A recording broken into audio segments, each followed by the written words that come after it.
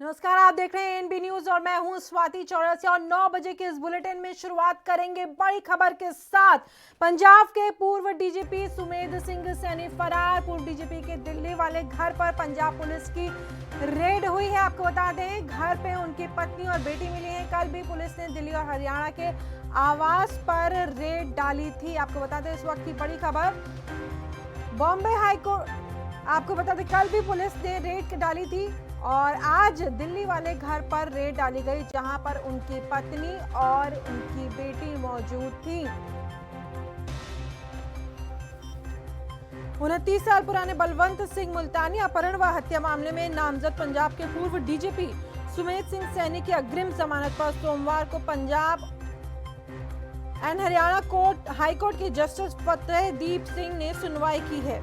आपको बता दें, लगातार अलग अलग जगहों पर छापे मारे जा रहे हैं। पुलिस अलग अलग जगह दबिश दे रही है कि किसी तरह से उनको गिरफ्तार किया जाए और उनको पुलिस कस्टडी में लिया जाए।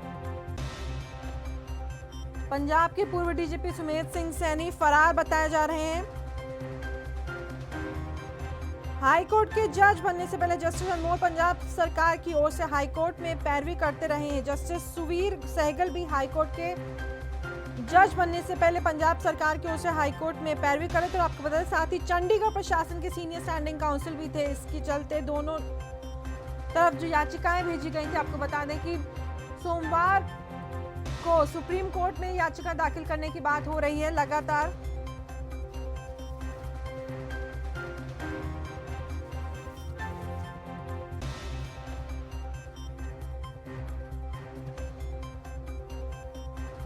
और हमारे संवाददाता विनीत कपूर हमारे साथ जुड़ गए ज्यादा जानकारी देने के लिए। विनीत, क्या कुछ ताजा जानकारी मिल रही है आपको? देखिए, सुमेध सिंह सैनी की बात करें तो जिस तरह से लगातार एसआईटी की टीमें जो हैं उनकी गिरफ्तारी को लेकर छापेमारी करती हुई नजर आ रही हैं। तो आज शिमला के अंदर पहली गिरफ्तारी हुई, और गिरफ्तारी नहीं, शिमला के अंदर पहली रेड हुई और दूसरी जो रेड है वो दिल्ली के अंदर की गई, जहां पर एक बड़ी खबर निकलकर सामने आ रही है कि सुमेध सिंह सैनी की बेटी और पत्नी जो है वो उनके दिल्ली निवास स्थान के ऊपर रह रही थी। हालांकि सुमेध सिंह सैनी जो है वो सर्च टीमों को वहां पर नहीं मिले। जगह जगह छापेमारी की जा रही है, क्योंकि कहा जा रहा है कि सुमेध सिंह सैनी की तरफ से जो पिटीशन डाली गई है सुप्रीम कोर्ट में, उस पर सोमवार को सुनवाई हो सकती है। तो उससे पहले ही पंजाब पुलिस चाहती है कि सुमेध सिंह सैनी को गिरफ्तार कर दिया जाए, क्योंकि अगर सुमेध सिंह सैनी जो है वो गिरफ्तार होते हैं तो अग्रिम जमानत याचिका जो है वो उनकी अपने आप से ही खारिज हो जाएगी। तो ऐसे में प्रयास किए जा रहे हैं कि जल्द उनकी गिरफ्तारी हो और इस मामले के जो पूरे तथ्य हैं वो कोर्ट के समक्ष रखे जाएं, ताकि 29 साल से जो परिवार न्याय की गुहार लगा रहा है उनको न्याय मिल सके। जी, जैसा कि आपने बताया कि छापेमारी में जब पुलिस ने दिल्ली के आवास में छापा मारा, वहां पे उनकी पत्नी और बेटी मौजूद थी। क्या पुलिस ने उनसे नहीं पूछताछ अभी तक की है? क्योंकि कहीं ना कहीं आप एक बार परिवार से संपर्क में रहते हैं। बिल्कुल, देखिए, परिवार संपर्क में रहते हैं और जब से सुमेध सिंह सैनी के खिलाफ धारा 302 के तहत मामला दर्ज हुआ है उसके बाद से ही जो सुमेध सिंह सैनी का परिवार है या फिर सुमेध सिंह सैनी जो है वो फरार चल रहे थे। तो अब उनका परिवार जो है वो पुलिस को जरूर मिल चुका है, लेकिन सैनी जो है वो कहीं ना कहीं पुलिस की गिरफ्त से अभी भी फरार नजर आ रहे हैं। तो ऐसे में उनकी गिरफ्त को लेकर जगह जगह छापेमारी हो रही है। उनके परिवार से भी हल्की मुल्की पूछताछ जो है वो होती हुई नजर आई है, लेकिन अभी भी पुलिस के हाथ सुमेध सिंह सैनी को लेकर कोई भी तथ्य जो है वो अर्जित नहीं हो पाए। देखने वाली बात रही, क्या सुप्रीम कोर्ट में जो याचिका दायर हुई है उस पर सुनवाई से पहले पुलिस उनको गिरफ्तार कर पाती है या फिर नहीं। जी विनीत, जिस तरह से आप बता रहे हैं कि परिवार में पत्नी और बेटी मिली है उनके दिल्ली वाले आवास पे, लेकिन पूछताछ आप बता रहे हैं कि पुलिस की पूछताछ में ऐसा कुछ खास नहीं निकला। वहीं पे आज की डेट में एक मोबाइल फोन और सिम कार्ड एक ऐसी चीज से जिससे बड़े से बड़े आप कह सकते हो कि जो अपराधी हो उसको ट्रेस कर लिया जाता है। तो क्या माना जाए, पुलिस विफल है इसमें? देखिए, सीधे तौर पर अगर हम एक डीजीपी लेवल के अधिकारी की बात करें जिसको जेड प्लस सुरक्षा जो है वो हासिल हुई है, तो आपको लगता है कि क्या वो इस तरह की गलती कर सकता है? क्योंकि पहले ही जब वो पुलिस गिरफ्त से फरार हुए, यानी सिक्योरिटी छोड़कर जब वो गायब हुए, उसके बाद से ही ना तो उनकी लोकेशन ट्रेस हो रही थी, ना ही उनका पता लगाने में पुलिस जो है वो सक्षम हो पा रही थी कि आखिर सुमेध सिंह सैनी जो है वो फरार कहाँ हो चुके हैं। तो ऐसे में कोई सबूत छोड़ने की तो बात कहीं ना कहीं मुनासिब नजर ही नहीं आती। लेकिन हाँ, सर्च टीमें जिस तरह से अब दिल्ली पहुंच चुकी हैं, शिमलापुरी पहुंच चुकी हैं, इसके अलावा और इलाकों में कहीं ना कहीं रेड कर रही हैं, तो संभावना जताई जा रही है कि जल्द सुमेध सिंह सैनी जो है वो पुलिस की गिरफ्त में आ सकते हैं। हालांकि ये देखने वाली बात रहेगी कि सोमवार को जिस तरह से कहा जा रहा है कि संभावित उनकी पेशी हो सकती है, जिसमें अग्रिम जमानत की उन्होंने याचिका दायर की है सुप्रीम कोर्ट में, तो क्या उस याचिका से पहले उनकी गिरफ्तारी होती है या फिर नहीं? जी, जिस तरह से बता रहे हैं कि उनको सुरक्षा मिली हुई थी और उसके बाद से वो अब सुरक्षा छोड़ करके फरार हैं। पत्नी से पूछताछ, कुछ ऐसा सुराग मिला हो पुलिस को कि कोई लीड मिली हो? क्योंकि ये बहुत ही विचित्र बात है कि पुलिस ही पुलिस को नहीं ढूंढ पा रही। हालांकि मानते हैं कि उनको सारे मापदंड पता होंगे कि कैसे बचना है, कैसे पुलिस की आंखों में धूल झोंकना है, लेकिन फिर भी कहीं तो कोई क्लू छोड़ा होगा या पुलिस ने कोई पूछताछ पत्नी से की हो, बेटी से की हो, अलग अलग कोई बातचीत की हो, कहीं से कोई सबूत निकला हो, कोई क्लू निकला हो। ये तो वरना सीधे सीधे विफलता है पुलिस की। देखिए, पुलिस की अगर बात करें तो वाकई में विफलता के ऊपर सवाल खड़े होते नजर आ रहे हैं। अगर आम आदमी पार्टी की बात करें या विपक्षी दल की बात करें तो वो सीधे तौर पर ये कह रहे हैं कि कहीं ना कहीं कैप्टन सरकार की नेग्लिजेंसी का परिमाण है कि जिस अधिकारी को इतनी बड़ी लेवल पर सुरक्षा दी गई हो, वो अधिकारी उस सुरक्षा के बावजूद जो है गायब हो जाए, उसका परिवार गायब हो जाए, और पुलिस जो है इतनी टीमें यानी 6 से 7 टीमें जो हैं वो उस अधिकारी की गिरफ्त में जगह जगह छापेमारी कर रही हैं, और उस छापेमारी में वो कहीं ना कहीं नाकाम साबित हो। तो ऐसे में सवाल जरूर खड़े हो रहे हैं, लेकिन अभी भी पुलिस कह रही है कि छापेमारी का दौर जो है वो जारी है, जल्द गिरफ्तारी हो जाएगी, लेकिन कब गिरफ्तारी होगी इस पर अभी भी संशय जो है वो लगातार बरकरार बना नजर आ रहा है। जी, कह रहे हैं कि पुलिस अब छापेमारी कर रही है, जब सोमवार को वो याचिका दायर करेंगे अपनी रिहाई के लिए। अब ऐसे में अगर वो नहीं पकड़ में आते हैं तो फिर उसके बाद उनको जमानत, अग्रिम जमानत के जो आगे तो जो भी न्यायालय डिसीजन लेगा वो एक अलग बात हो गई। लेकिन अब जब समय इतना कम बचा है तब पुलिस जागी है।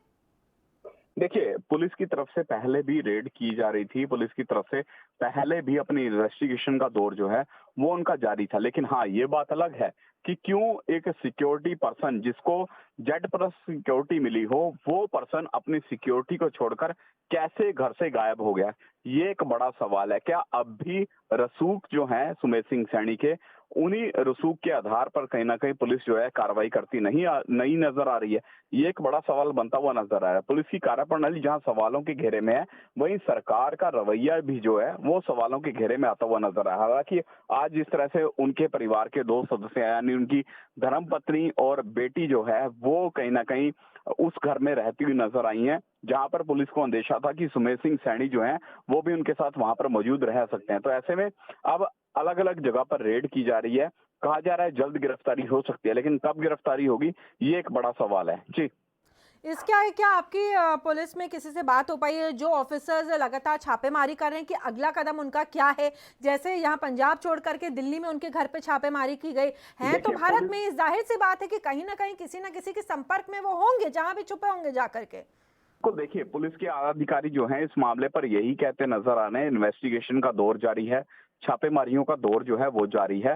फिलहाल पुलिस के आला अधिकारी जो हैं कैमरे पर आने को तैयार नहीं है, लेकिन अनऑफिशियल तरीके से वो ये कहते हुए नजर आ रहे हैं कि छापेमारियां की जा रही हैं, जल्द गिरफ्तारी हो जाएगी। लेकिन कब गिरफ्तारी होगी इसको लेकर जो तिथि है या जो समय है वो सुनिश्चित नहीं हो पाया है।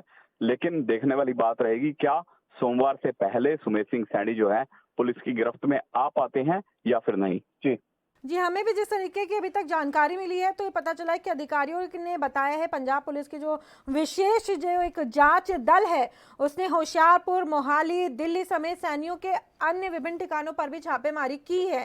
तो ये तो बेहद ही आश्चर्यजनक है कि लगातार पुलिस की आंखों में धूल झोंक रही है।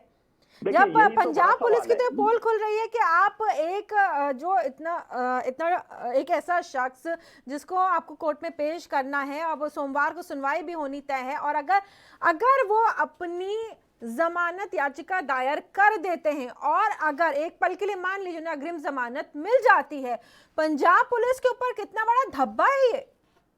देखिए, यही बड़ा सवाल है कि आखिर किस तरह से जिस अधिकारी को सिक्योरिटी मिली हुई है वो अधिकारी पुलिस की गिरफ्त से फरार हो जाता है, और जिस तरह से उस अधिकारी की तरफ से जो मेहुल रोहतगी हैं, जो कि भारत सरकार के जो सॉलिसिटर जनरल रह चुके हैं, उस वकील को हायर किया जाता है। आखिर ये हायरिंग किस लेवल पर हुई, क्या सुमेध सिंह सैनी किसी और नंबर का इस्तेमाल कर रहे हैं? क्यों पुलिस अब तक उनको गिरफ्तार नहीं कर पाई? ये एक बड़ा सवाल बनता हुआ नजर आ रहा है और इसी को लेकर लगातार विरोधी पक्ष जो है, यानी जो पंजाब की विरोधी पार्टियां हैं, वो कहीं ना कहीं कैप्टन सरकार और पुलिस की मंशा पर सवाल उठा रहे हैं कि जिस तरह से पहले सुमेध सिंह सैनी अपनी रेपुटेशन का कहीं ना कहीं इस्तेमाल करते नजर आते थे, अपने ओहदे का इस्तेमाल करते नजर आते थे, अब भी वो उसी तरह के ओहदे का इस्तेमाल कर रहे हैं। इसी वजह के से उनकी गिरफ्तारी जो है वो नहीं हो पाई है। लेकिन बड़ा सवाल है कब गिरफ्तारी होती है, और इस गिरफ्तारी के बाद जो बलवंत सिंह मुल्तानी अपहरण मामले की बात करें या फिर कस्टडी में उनके साथ जिस तरह से 3rd डिग्री टॉर्चर किया गया या फिर उनकी जो मौत हुई उस मामले की बात करें, उसमें क्या कुछ नए खुलासे हो पाते हैं, ये एक बड़ा सवाल बनता हुआ नजर आ रहा है। जी इन सभी जानकारियों के लिए विनीत आपका बहुत बहुत धन्यवाद। हमारे संवाददाता विनीत कपूर हमारे साथ जुड़े हुए थे ज्यादा जानकारी देते हुए इस पूरे मामले पर।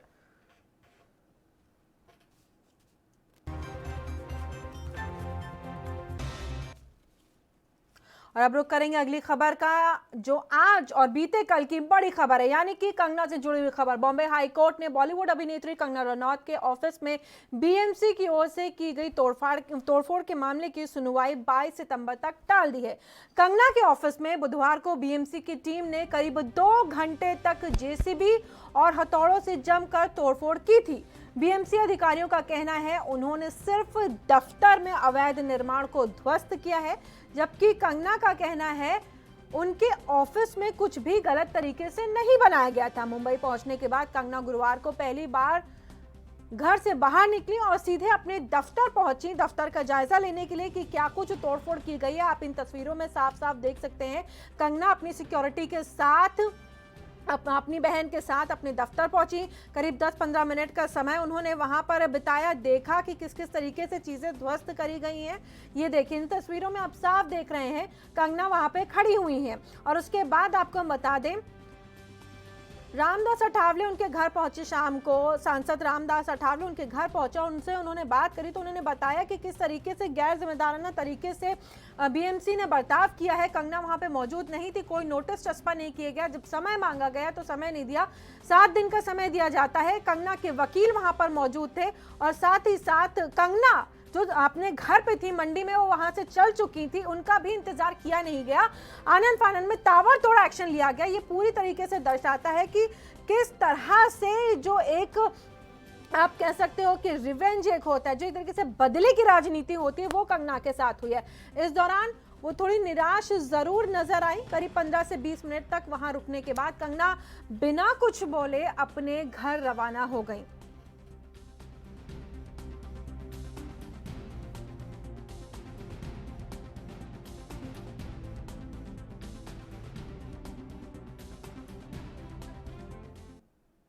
और इसी खबर पर ज्यादा जानकारी देने के लिए हमारे संवाददाता सत्य प्रकाश सोनी मुंबई से हमारे साथ जुड़ गए हैं।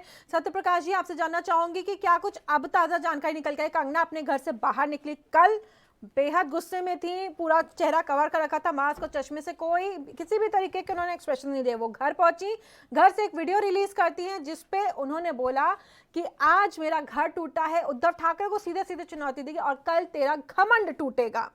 और उसके बाद दिन भर वो घर पे रही। आज वो निकली बाहर, जायजा लिया, अपने दफ्तर पहुंची कि किस किस तरीके से तोड़फोड़ की गई है, करोड़ों का नुकसान किया गया है और इसकी भरपाई की भी उन्होंने मांग की है।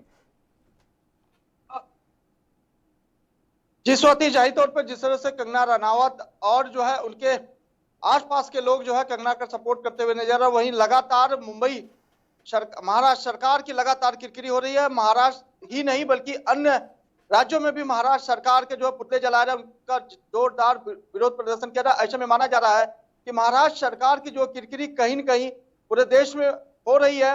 वहीं आपको बता दें कि कंगना रनावत जो है जिस तरह से लगातार एक के बाद एक ट्वीट करती हुई नजर आ रही है, ऐसे में महाराष्ट्र सरकार की मुझ पर लगातार बढ़ती जा रही है।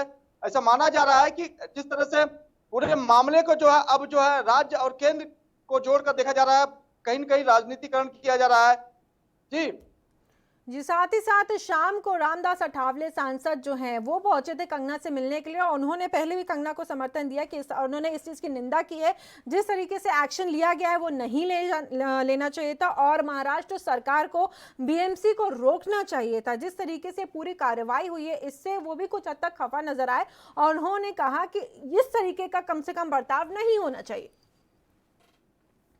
जी स्वाति, आपको बता दें कि सिलसिलेवार तरीके से बता दें, आज जो है कंगना रनावत की जो है याचिका पे सुनवाई होनी थी। करीब 20 से 25 मिनट सिर्फ सुनवाई चली। उसके बाद से जो है माननीय कोर्ट ने जो है 22 सितंबर तक अगली सुनवाई के लिए टाल दिया। हालांकि लंबा प्रोसीजर होता है, काफी वक्त लगता है, क्योंकि एमआरटीपी के तहत तमाम एक एक बिंदु को जांचना होता है। उसको लेकर जैसे ही 22 सितंबर की जो अग्रिम तारीख आई है, उसके बाद कंगना रनावत ने फैसला किया वो स्पॉट पे जाएंगे जहां पे उनको थोड़ा कार्रवाई हुई है। महज 10 मिनट के लिए कंगना रनावत अपने उस पे पहुंचती है जहां थोड़ा कार्रवाई हुई थी। उसको उन्होंने देखा बिना किसी से बातचीत किए हुए, सिर्फ मीडिया को अभिवादन करते हुए पुनः जो अपने घर लौटती है और वहां से फिर एक बार ट्वीट करती हैं, हर हर महादेव। जाहिर तौर पर महाराष्ट्र सरकार के लिए फिर से चुनौती भरा उन्होंने जो है संबोधन किया है। उसके बाद फिर से लगातार जो है मीडिया को घेरती हुई। और दूसरी बात है कि जिस तरह से आज रामदास अठावले उनसे मिलने के लिए गए थे, ऐसे में माना जा रहा है कि कहीं न कहीं पूरा मामला जो है राजनीति से प्रेरित हो चुका है। हालांकि रामदास अठावले उनसे मिले हैं, उन्होंने तमाम बातें सुनी है। सफाई के तौर पर उन्होंने कहा भी है जो भी हुआ गलत हुआ, कम से कम 7 दिन का वक्त देना चाहिए।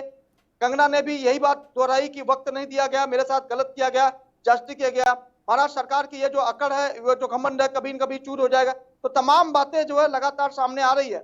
जी जी, जिस तरह से आपने बताया कि रामदास अठावले भी पहुंचे थे, उन्होंने बात की, तो ये पूरा जो ये मसला था जो एक सुशांत सिंह राजपूत की मौत के बाद जिस तरह से शुरू हुआ था, कंगना ने बयानबाजी की, उस पर संजय राउत सामने आते हैं, वो बयानबाजी करते हैं, गलत शब्दों का उपयोग करते हैं कंगना के खिलाफ और उसके बाद कंगना सीधा चेतावनी देती है कि 9 सितंबर को मैं आ रही हूँ।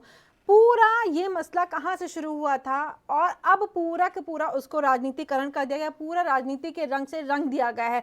तो कहीं ऐसा नहीं लग रहा कि कंगना से के संपर्क में रामदास अठावले भी है और भी अन्य पार्टियों को उनको वाई प्लस सिक्योरिटी मिली, कहीं ना कहीं ये नहीं लगता है कि ये एक मसला जो पर्सनल अटैक का था वो पूरी राजनीति से प्रेरित हो गया है? जाहिर तौर पर स्वाति, जिस तरह से सबसे पहले दिन जब संजय राउत ने कंगना रनावत ने बयान दिया था कि मुंबई में जो है हम असुरक्षित महसूस करते हैं, मुंबई पुलिस से उनको डर लगता है और मुंबई जो है पीओके अधिकृत कश्मीर को बता दिया। उसके बाद से संजय राउत ने जो बयान दिया था कि अगर आपको इस तरह से डर लगता है तो मुंबई में न आइए। उसके बाद से महाराष्ट्र के गृह मंत्री का बयान जाता है कि ऐसे लोगों को मुंबई में नहीं आना देना चाहिए।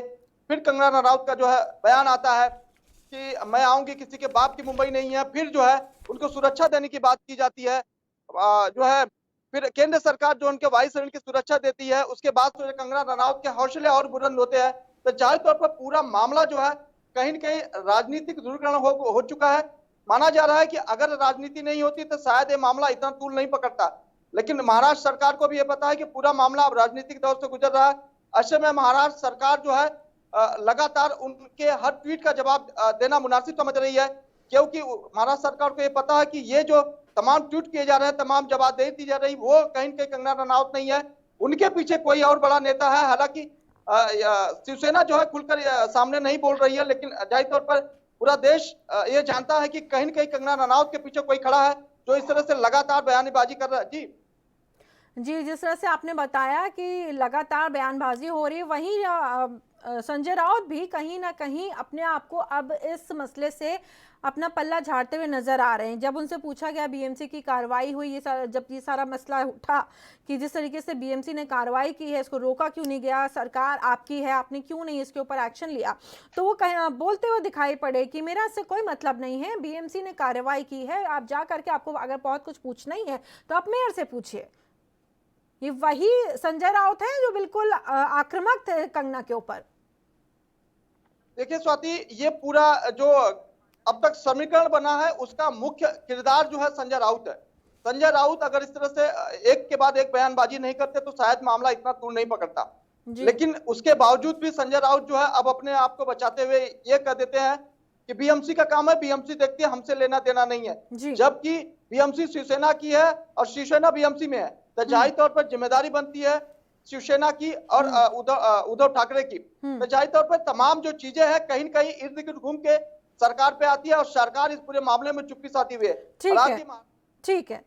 हमारे साथ अभिनेत्री शीतल भी जुड़ गई हैं, शीतल से बात कर लेते हैं। शीतल फोन लाइन पे हमारे साथ मौजूद हैं। शीतल, आपको मेरी आवाज मिल रही है?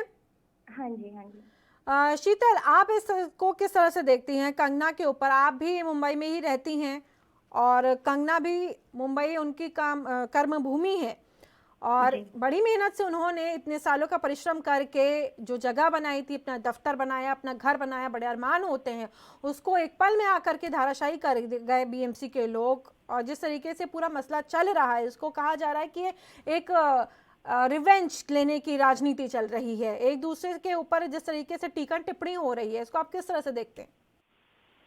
देखिए, मुंबई में हर कोई एक सपना लेकर आता है अक्सर कि मुंबई के बाहर तो हम लोग अपना घर बड़ी आसानी से बना लेते हैं क्योंकि वहाँ पे तो रेट्स भी वगैरह कम होती है और रिहाइश इतनी महंगी नहीं होती। मुंबई में घर करना अपने आप में बहुत बड़ी बात होती है। हेलो, आपको आवाज आ रही है? बोलिए शीतल, मैं आपको सुन पा रही हूँ, बोलिए। जी जी, मुंबई में घर करना बहुत बड़ी बात होती है और ऐसे में इतनी मेहनत करके कंगना जी ने अपना घर बनाया, अपना आशियाना बनाया, अपना ऑफिस बनाया जी, और उसको एक ही पल में चंद ट्विटर के ट्वीट से नाराज होकर इस तरह से शिवसेना की तरफ से जो आक्रामक कार्यक्रम हुआ है जी, वो कतई नागवार है। हमें तो पसंद नहीं आया, जी, बिल्कुल पसंद नहीं आया। इंडस्ट्री में चाहे हम टीवी से लेकर हो या बॉलीवुड तक हो, मुझे लगता है हर किसी को ये कहीं ना कहीं बात दिल पे लगी होगी। जी। मुंबई में भी जिस तरह से कहा जा रहा है कि आपको महाराष्ट्र में नहीं रहना, आप मत रहिए, आपको महाराष्ट्र में आने की जरूरत नहीं है, अब शब्दों का प्रयोग भी किया गया। मुंबई के लोग ही लेकिन समर्थन में उतरे हैं कंगना के, जो मुंबईकर हैं, जो जिनकी पैदाइश वहां पे हुई है, जो कई सालों से मुंबई में रह रहे हैं, मुंबई के लोकलाइट्स जिनको हम कहते हैं, वो लोग भी कंगना के समर्थन में आए हैं और उस कदम की निंदा कर रहे हैं। लेकिन मैम एक बात कहना चाहूंगी, मुंबई जाना जाता है इंडस्ट्री से। आज 80% मुंबई में सब बाहर के ही अप्रवासी लोग हैं जी, 20% यहाँ के लोकलाइट से, कुछ 20% से ज्यादा जी, यहाँ पे लोग अप्रवासी हैं, यानी 70 से 80% लोग तो बाहर के ही आकर रहे हैं। जी, तो मुंबई जाना ही जाता है इंडस्ट्री से। ऐसे में अगर आप इंडस्ट्री के लोगों को कहेंगे कि आपको नहीं जम रहा है तो यहाँ मत रहो, तो फिर इंडस्ट्री जानी किससे जाएगी? मुंबई जाना किस चीज से जाएगा फिर? जी। शीतल, आपसे एक बात और जानना चाहेंगे, आप खुद भी अभिनेत्री हैं, लेकिन जी जब बात आ जाती है एक खास तौर पे एक महिला जब उठ करके मुखर हो जाती है, तो ये हमारे समाज को गवारा नहीं होता है। वो तो साथ ही साथ इंडस्ट्री में बहुत ज्यादा लोग नहीं हैं जो बड़े नाम हैं कि वो खुल के सामने आए और कंगना का सपोर्ट करे, वो कहीं ना कहीं अपने आप को इस पूरे मसले से बचाना चाहते हैं। बिल्कुल बिल्कुल बिल्कुल, वो फैक्ट है। आगे काम करना है, जिनको काम करने का डर है, बड़े बड़े जो ऑलरेडी यहाँ पे कैंप्स जो काम करते हैं, कल को वो उन्हें काम देंगे या नहीं देंगे उनके बयानों की वजह से, उस डर की वजह से वो लोग खुल के नहीं आ रहे हैं। और कहीं ना कहीं सबके दिल में ये आहत तो हुआ होगा कि किसी का घर तोड़ा गया है, वो भी बिना किसी नोटिस के, विच इज वेरी रॉन्ग। ये एक्शन ही अपने आप में गलत है। जब तक ये लड़ाई ट्विटर पे थी तब तक समझ में आ रही थी कि ठीक है, लेकिन अब ये क्या है, ये आप तो सड़कों पे उतर आए हैं, एक दूसरे का घर तोड़ने लग गए। ये बहुत ही सरासर नागवार चीज है, चाहे वो शिवसेना की तरफ से हुई हो या किसी की भी कहने पे हुई हो। तो कहीं ना कहीं आपको नहीं लगता कि लोगों को सामने आना चाहिए, कम से कम जो जिम्मेदार लोग हैं इंडस्ट्री के, जिनका रुतबा है, जिनका नाम है, कम से कम उनको इस वक्त कम से कम संगठित हो करके एक दूसरे का साथ देना चाहिए ऐसे घड़ी में? डेफिनेटली साथ देना चाहिए, लेकिन इसके ठीक पहले कंगना जी जैसे बड़े बड़े कैंप्स का नाम ले चुकी है और अभी ड्रग मैटर में भी बहुत से एक्टर्स के नाम आ चुके हैं उनके बयानों की वजह से। तो कहीं ना कहीं लोग उनका सपोर्ट ना करके अपना पर्सनल रिवेंज भी तो निकाल रहे हैं। तो इस तरीके से तो आज कंगना है, कल को कोई और भी हो सकता है, कोई भी हो सकता है जी। बट आई एम हैप्पी कि उनको शायद गवर्नमेंट की तरफ से अभी जैसे वाइस सिक्योरिटी मिली है। आई होप पीएम साहब उनकी सुनेंगे, हमारी सेंट्रल गवर्नमेंट सुनेगी और कोई ना कोई एक्शन जरूर लेंगी जी। इतना तो वो पहुंच रखती है कंगना जी अपने आप में, और उनकी जुबान अपने आप में इतना पहुंच रखती है जी। गृह मंत्रालय की तरफ से उनको Y+ सिक्योरिटी मिली है, शायद इसी की तिलमिलाहट देखी गई थी कि उसके बाद मे भी हो सकता है जी, इसी की ही तिलमिलाहट की वजह से ये सारा एक्शन हुआ है कि कंगना ने जिस तरीके से ये कहा था कि मुझको, ये आग्रह किया था कि मुझको सिक्योरिटी दीजिए और उसके बाद मैं कई राज ऐसे खोलूंगी। कंगना ने बिल्कुल मुखर होकर के बोला था कि कई राज ऐसे जो मूवी माफिया है, जो ड्रग गैंग है यहाँ का, जो एक पूरा एक गैंग चलता है, बड़ी बड़ी पार्टियों में ड्रग्स चलती हैं, इसके बारे में भी उन्होंने बात की थी। जी वो तो होती है यहाँ पर, बट जैसे अगर ड्रग लेना अपने आप में ठीक वैसा ही पर्सनल डिसीजन है जैसे लोग सिगरेट के डिब्बे पे पढ़कर भी कि ये कैंसर कॉजेज है फिर भी लेते हैं। जी। तो आप किसी की पर्सनल लाइफ में तो इंटरफेयर नहीं कर सकते, हाँ, लेकिन अगर बड़े गैंग्स के नाम खुल के आते हैं उनके इस बयान से तो अच्छी बात है, क्योंकि ड्रग तो कहीं से भी किसी का फायदा नहीं करती। जी। तो डेफिनेटली अगर मैटर खुल के आता है तो बहुत अच्छी बात है, और ये बहुत बड़ा माफिया है। जी। तो कंगना जी ने पंगा तो बहुत तगड़ा वाला लिया है, हम्म। और उसके लिए वाई तो क्या हो सकता है कल को उनको जेड सिक्योरिटी भी देनी पड़ जाए, जी। जिस हिसाब से उनके बयान है। तो आपको क्या लगता है कि आगे चल करके ये मामला और भी ज्यादा तूल पकड़ सकता है? बिल्कुल, आप ट्विटर के छोटे से ट्वीट से अपनी आपस की बचकानी हरकतों को सड़क पे लेकर आ गए हो, किसी का ऑफिस तोड़ सकते हो, कल को पता नहीं कहाँ पे किस तरह का हमला हो सकता है। जी। मुझे तो लगता है उनको अकेले घर के बाहर भी नहीं निकलना चाहिए। जी। जब सीधी सीधी धमकी दी जाएगी कि मुंबई में आओगी तो मुंह तोड़ दिया जाएगा, तो फिर क्या होगा? सिक्योरिटी तो मांगनी पड़ेगी ना। एक तो महिला ऊपर से बोल रही है जो समाज को बिल्कुल नागवार होता है, फिर उसमें इस पुरुषवादी समाज में एक सांसद निकलते हैं बाहर, वो अपशब्द भी बोलते हैं और उसके बाद धमकी भी देते हैं कि तुम्हें घुसने नहीं देंगे अगर तुम मुंबई और पहुंची फिर तो। धमकी सिर्फ दी नहीं गई है, एप्लीकेबल भी की गई है। उन तक हाथ नहीं पहुंचा पाए तो आपने उनके ऑफिस को तोड़ दिया। बिल्कुल। बिल्कुल, यही कहीं एक तिलमिलाहट थी कि अगर तुम तक नहीं पहुंच पाएंगे, तुम्हें वाई प्लस सिक्योरिटी मिल गई है तो अब देखो तुम्हारा आगे क्या हाल करते हैं। और जिस तरीके Which से is सामना very जो wrong. मुखपत्र है उनका, उसमें भी आज जिस तरीके से उन्होंने छापा है, ये भी कहीं ना कहीं दिखाता है कि क्योंकि संजय राउत की थूथू बहुत हुई है, चाहे सोशल मीडिया का जमाना है, सबके हाथ में फोन हैं, सब अपनी राय रख रहे हैं, तो उनको कल पता को चल रहा भरोसा है भी कि नहीं है, इनको प्रायर नोटिस नहीं दिया गया। कल को हो सकता है नकली कागजात बना के बता दे कि अवैध जमीन पे बना है या अवैध तरीके से बनाया गया है। जी कोई भरोसा नहीं है। बिल्कुल संभव है, बिल्कुल संभव है। उन्हीं के घर के ऊपर मनीष मल्होत्रा का घर था, मनीष मल्होत्रा उनके नेबर हैं। साथ ही साथ में आपको मैं बता दूं तमाम, और ऐसा नहीं है कि अकेली कंगना रनौत का ही दफ्तर बना था, चलिए मान भी लिया कंगना रनौत का दफ्तर बना भी था, आप अब जागे हैं, इतने सालों बाद जागे हैं, तो ये तो बीएमसी की कार्यप्रणाली के ऊपर ही Exactly. सवाल खड़ा होता है। आप बिना नोटिस अगर किसी की एक ईंट भी हिलाते हो तो वो भी तो गैर कानूनी है। जी।